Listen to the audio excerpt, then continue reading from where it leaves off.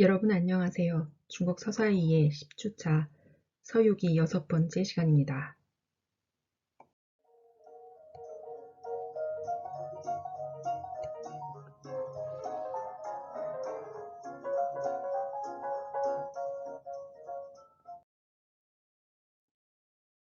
오늘 공부하면서 생각해 볼 문제입니다. 서유기의 요괴 중에 1000개의 존재들이 변화야 된 것들을 어떤 서사 구조를 가지고 있는지 생각해 봅시다. 똑같이 서유기의 요괴 중에서 지상의 동물이나 사물의 정령 등이 변화야 된 것들은 어떤 서사 구조를 가지고 있는지 생각해 봅시다.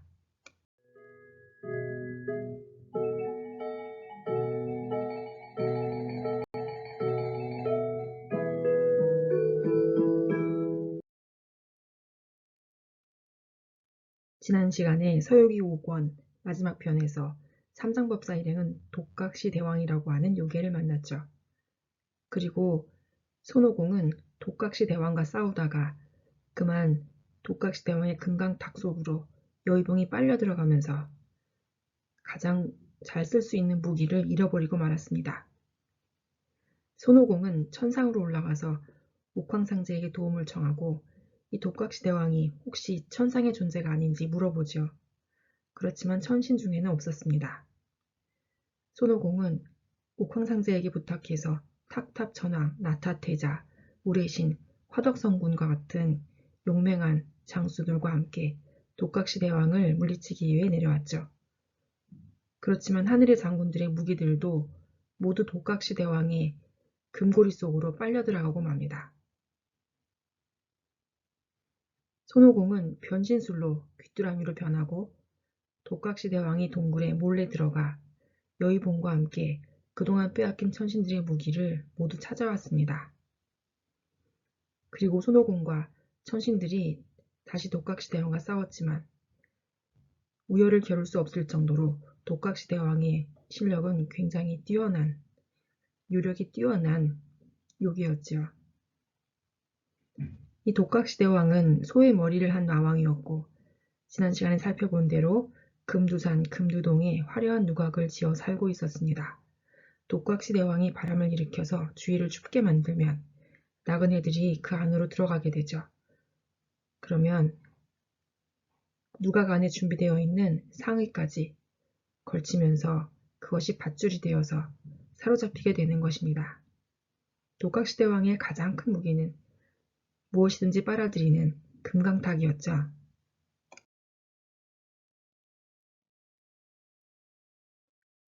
손오공과 하늘 장수들은 다시 독각시 대왕과 결투를 벌입니다. 하지만 금고리에 무기가 빨려 들어가면서 손오공과 하늘신들은 더 이상 싸움을 할 수 없게 되었습니다. 손오공은 이번에는 석가이래를 찾아갑니다. 석가이래는 나한들에게 금단사를 주면서 독각시대왕을 물리치라고 이야기합니다.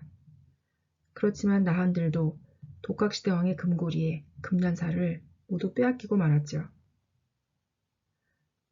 나한들은 석가이래가 일러준 말을 손오공에게 알려줍니다. 바로 태상노곤을 찾아가라는 말이었죠. 태상노곤을 찾아간 손오공은 독각시대왕의 정체가 태상노곤에 도망친 소라는 것을 알게 됩니다. 태상노곤이 하계로 내려오니 독각시대왕이 깜짝 놀라 부들부들 떱니다. 태상노곤은 파초선을 흔들어서 요괴의 본 모습을 드러냈고 금강탁으로 소의 코를 뚫고서는 그 소를 타고 돌아갔습니다. 이 독각시대왕은 태상노곤이 타고 다녔던 푸른 소였던 것이죠.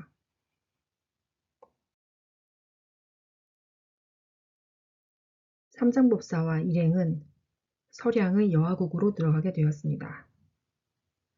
목이 말랐던 삼장법사와 저팔계는 자모아의 강물을 마십니다.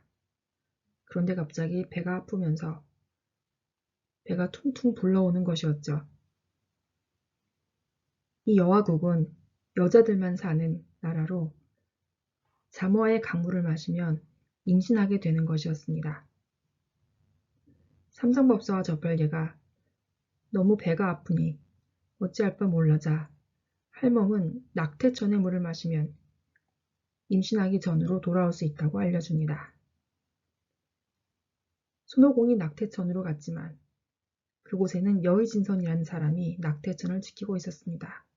그리고 큰 돈을 받아야지만 겨우 물을 조금 나눠준다는 것이었죠. 게다가 여의진선은 우마왕의 동생이고 홍해아의 숙부였기 때문에 손오공에게 악감정을 가지고 있었고 물을 절대 주려 하지 않았습니다. 손오공은 여의진선과 한바탕 결투를 벌이고 사오정의 도움으로 물을 얻어옵니다. 물을 마신 삼장법사와 저팔계는 다행히 원래대로 돌아오게 되었습니다. 이 이야기는 승려가 아기를 가진다는 황당무계한 이야기지만 삼장법사와 저팔계를 통해 임신과 출산의 어려움을 보여주고 생명을 소중히 여겨야 한다는 것을 빗대어 보여주고 있습니다. 서량의 여인국은 모든 백성이 여성으로만 구성되어 있습니다. 삼장법사 일행이 지나가자 백성들이 나와서 신기해하며 한바탕 구경을 합니다. 삼장법사 일행은 동쪽 관문에서 역승을 만나고 이 역승은 여왕에게 통행증을 보여주고 도장을 찍어주겠다고 말합니다. 여왕은 통행증을 가져온 역승의 이야기를 듣고 당나라 황제의 동생인 삼장법사 이야기를 신기해하며 이 사람과 결혼하면 어떨까 라고 합니다. 태사를 시켜 중매를 서보도록 하였죠. 삼장법사가 거절하였지만 경전을 가지러 가는 일은 나머지 세 제자가 해도 되지 않겠느냐 하며 삼장법사를 붙잡습니다. 손오공은 거짓 결혼 계획을 세우죠. 결혼식을 끝낸 후에 세 제자를 배웅하는 척하면서 서쪽 관문까지 나온 삼장법사는 그때서야 여왕에게 인사를 하며 떠나려고 합니다. 그때 갑자기 요괴가 나타나서 삼장법사를 납치해 갔습니다. 이 이야기는 삼장법사가 시험을 받는 과정이죠. 한나라의 군주이면서 명예와 부귀, 아름다움까지 갖춘 여왕과의 결혼을 거절한 채 경전을 가지러 서역으로 향하는 삼장법사의 구도의 의지를 보여주는 이야기입니다. 삼장법사는 정갈요괴에게 붙잡혀간 것이었습니다. 이 정갈요괴는 독적산 비파동에 사는 요괴로 삼장법사의 원양을 빼앗기 위해 납치한 것이죠. 이 정갈요괴는 예전에 뇌음사에서 불령을 듣고 토론하다가 석가열애가 잠깐 삐칠 때 구분침을 휘둘러 석가열애의 엄지손가락을 찔렀습니다. 그때 석가열애도 아픔을 참을 수 없었다고 하죠. 그래서 이 정갈요괴는 기세가 등등한 것입니다. 이 정갈요괴의 동굴에 쫓아간 손오공은 벌로 변해서 동굴 안에 들어갔고 정갈요괴가 삼장법사를 유혹하는 모습을 봅니다. 삼장법사가 유혹에 넘어가지 않자 정갈요괴는 삼장법사를 매달아 두었습니다. 손오공은 정갈요괴와 결투를 벌였지만 이마에 독침을 맞고 크게 고통스러워하며 도망갑니다. 저팔계도 정갈요괴와 싸우다가 입술에 독침을 한번 맞자 퉁퉁 부어올라 크게 고통스러워하면서 도망치고 말았습니다. 이 독침이 보통 아픈 게 아니라 웬만한 아픔은 잘 느끼지 못하는 손오공마저도 겁이 날 지경이었죠. 관세음보살이 요괴의 정체를 알려주고 이 정갈요괴는 묘일성관이 물리칠 수 있다고 말해줍니다. 손오공이 묘일성관을 데리고 오자 묘일성관은 본 모습인 큰 수탉으로 변해서 고함을 쳤습니다. 그러자 정갈요괴가 녹아서 없어져 버렸군요. 정갈요괴에게서 무사히 빠져나온 삼정법사 일행은 다시 길을 재촉합니다. 우연히 앞으로 뛰어나간 백마 때문에 삼장법사는 손오공 일행과 떨어지게 되었습니다. 혼자 떨어진 삼장법사는 산적들에게 붙잡혔고 돈도 없으니 그대로 나무에 꽁꽁 묶이고 맙니다. 뒤쫓아온 손오공 일행은 산적의 두목과 싸우다가 쉽게 산적 두목을 죽여버리고 말죠. 삼정법사는 쉽게 살생을 저지르는 손오공을 꼬집고 산적들의 무덤을 만들고 기도를 해줍니다. 일행은 그날 양씨 노인의 집에서 묵게 되었습니다. 근데 그날 밤에 도적의 일원이었던 양씨 노인의 아들이 삼정법사 일행을 알아보고는 해칠 마음을 먹게 되었죠. 노인은 삼정법사 일행을 몰래 도망치게 문을 열어줍니다. 도적들이 쫓아오자 손오공은 삼정법사의 말을 무시하고 산적들을 모두 때려 죽이고 맙니다. 게다가 양씨 노인 아들의 머리를 베어서 삼정법사에게 보여주기까지 하죠. 화가 난 삼정법사는 김고아주를 외우고 손오공을 내쫓아버립니다. 이 이야기는 손오공이 여전히 분노를 다스리지 못하고 쉽게 살생을 하면서 삼정법사가 손오공을 쫓아내는 과정을 통해 손오공이 마음 수련을 하는 이야기가 됩니다. 불교에서 탐진치라고 하는 탐욕과 진의 우치는 곧 지나치게 욕심을 내고 화를 내거나 사리를 판단하지 못하는 어리석음을 나타냅니다. 이 세 가지 번뇌는 지혜를 어둡게 하므로 삼독이라고도 하죠. 이 탐진치는 또 세 제자의 특성과도 관련이 된다고 이야기합니다. 탐욕은 저팔계, 진은 손오공, 치는 사오정으로 대표된다고 이야기하죠. 삼상법사에게 쫓겨난 손오공은 관음보살을 찾아가 그동안의 일을 말하고 자신의 힘든 신경을 털어놓습니다. 관음보살은 잠시 머물러 있으라고 명하였지요. 한편 혼자 있는 삼상법사 앞에 손오공이 나타나서 삼상법사를 때리고 보침을 훔쳐갑니다. 화가 난 사오정은 화과산으로 가서 손오공을 만났는데 이 손오공은 보침을 돌려주지 않을 뿐만 아니라 자신이 직접 다른 추경단을 꾸려서 서천으로 가서 경전을 구하겠다고 말합니다. 놀란 사오정은 관음보살에게 도움을 요청하러 갔습니다. 그런데 그곳에 어느새 손오공이 와 있는 것입니다. 화를 내는 사오정에게 손오공은 자신은 계속 여기 있었나라고 이야기하죠. 그리고 관음보살도 손오공은 계속 거기 있었다고 증거를 대주었습니다. 손오공은 사오정과 함께 무슨 일이 있는지 알아보러 화가산으로 향합니다. 알고 보니 가짜 손오공이 나타난 것이었군요. 이 가짜 손오공은 본래 6귀가 있는 6귀의 미후로서 만물의 이야기를 듣고 만물을 환히 아는 능력이 있는 가짜 원숭이였던 것입니다.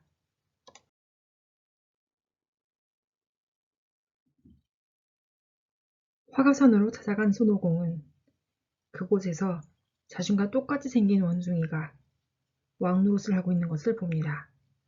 두 손오공은 곧 싸움을 벌이지만 똑같은 모습에 똑같은 실력을 가지고 있어서 쉽게 결판이 나지 않습니다. 두 손오공은 관음보살, 옥황상제, 염라대왕까지 찾아갔지만 모두 둘 중 누가 진짜 손오공인지 구별하지 못합니다. 결국 석가일을 찾아가자 석가일에는 6귀를 가진 미후가 가짜 손오공으로 변한 것이라고 정체를 밝힙니다. 손오공은 귀가 6인 미후를 죽이고 관음보살은 삼상법사에게 손오공을 거두어 주라고 이야기합니다. 손오공은 겨우 다시 삼상법사에게 돌아갈 수 있게 되었습니다. 진짜 손오공과 가짜 손오공의 싸움은 불제자로서 손오공이 자주 분노하고 살생을 쉽게 하는 성급한 성격을 가진 또 다른 자아와 싸우는 모습을 형상화한 것입니다. 즉 손오공이 마음을 수련하며 자신의 성급한 모습의 자아를 극복해가는 과정을 상징한 것이죠. 다시 서쪽으로 향하는 삼성법사 일행은 화염산을 만나게 됩니다. 화염산의 불길이 너무 뜨거워 더 이상 앞으로 갈 수 없었지만 이 길을 지나가지 않으면 서천으로 갈 수가 없었기 때문에 삼장법사 일행은 파초선이 필요하게 되었습니다. 손오공이 나찰녀를 찾아가 파초선을 빌리려 하지만 나찰녀는 손오공이 홍해아를 해쳤다고 생각하면서 파초선으로 손오공을 날려버립니다. 이 나찰녀는 우마왕의 아내이자 홍해아의 어머니로서 쉬운산 파초동에 살면서 파초선으로 화염산의 불길을 다스리고 있었습니다. 쇠부채라는 뜻의 철선공주라고도 불리고 있었죠. 손오공은 파초선을 얻을 수가 없자 술법을 써서 나찰녀의 찻잔 속으로 들어가 나찰녀의 뱃속으로 들어갑니다. 나찰녀의 뱃속에서 배를 찌르며 괴롭히자 나찰녀는 거짓으로 부채를 내어줍니다. 손오공이 가짜 파초선으로 부채질을 하자 불이 꺼지기는커녕 불길이 더 커졌습니다. 혼술이 난 삼정법사 일행 앞에 화염산의 토지신이 나타납니다. 그리고 우마왕을 찾아가면 파초선을 얻을 수 있는 방법을 알려줄 것이라고 말해줍니다. 옛날에 손오공이 화과산 수렴동에 살 때 우마왕과 의형제를 맺은 인연이 있었습니다. 손오공은 의형제의 연을 들며 우마왕에게 도움을 요청하지만 거절당합니다. 손오공은 우마왕이 수공의 연회에 참석한 사이에 벽수 금정수라고 불리는 우마왕이 타고 다니는 신기한 괴수를 훔쳐서 우마왕으로 변신하여 나찰녀를 찾아갑니다. 이 우마왕은 자칭 평선대성이라고 하며 혼철권을 무기로 쓰고 있었습니다. 정례산 마운동에서 구미호의 요정인 옥면공주를 둘째 부인으로 삼아 자신을 대령마왕이라고 칭하며 살고 있었죠. 나찰녀는 오랜만에 우마왕이 돌아오자 너무나 반가워하면서 손오공임을 알아채지 못하였습니다. 그리고 우마왕으로 변한 손오공이 파초선에 대해 묻자 파초선을 내주면서 사용법까지 모두 말해줍니다. 손오공은 원하는 것을 얻자 정체를 드러내고 삼장법사 일행에게 돌아갔지요. 나찰녀가 분해서 발을 구른 것은 말할 것도 없습니다. 우마왕은 벽수 금정수가 보이지 않자 나찰녀를 찾아오고 손오공이 파초선을 훔쳐서 가져갔다는 것을 듣고서는 곧 손오공을 잡으러 갑니다.